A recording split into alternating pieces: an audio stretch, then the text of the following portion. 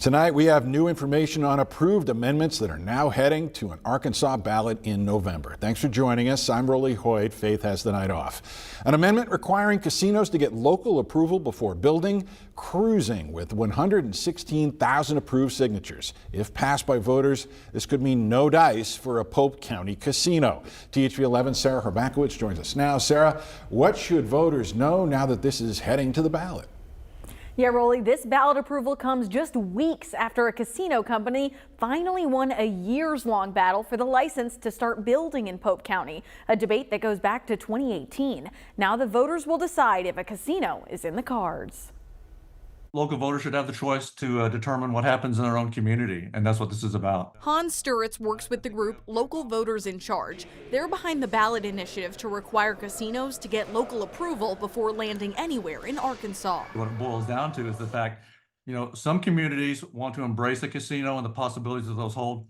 Other communities may have questions or reservations about a casino being present in their community, and may decide that it's not a good fit. This isn't the first time they've tried to reverse the amendment that allowed full-blown casinos back in 2018. After falling short in the past, now easily getting 20,000 more signatures than the requirement. But it comes at an interesting time, just weeks after Cherokee Nation won a years-long battle for that final license to build in Pope County. People in Russellville and Pope County are wanting this because they have been asking, like, wait, this isn't going to stop the project, is it? Is this going to delay the project? But Natalie Gadati with the group Investing in Arkansas, which supports Cherokee Nation, says things should continue as planned, now campaigning against the proposed amendment. We're talking about millions upon millions of dollars that would be tax revenue to the state, to Pope County, to Russellville, and there's lots of things that we need to do with that money. I mean, that project, that will be thousands of jobs. Even as the proposal heads to your November ballot, both sides expect legal hurdles ahead. And we certainly expect legal challenges. I mean, I think that's pretty much standard operating procedure for any amendment that comes to the ballot these days. But I think we have confidence in our team and the work that they did, and we'll let that process play out.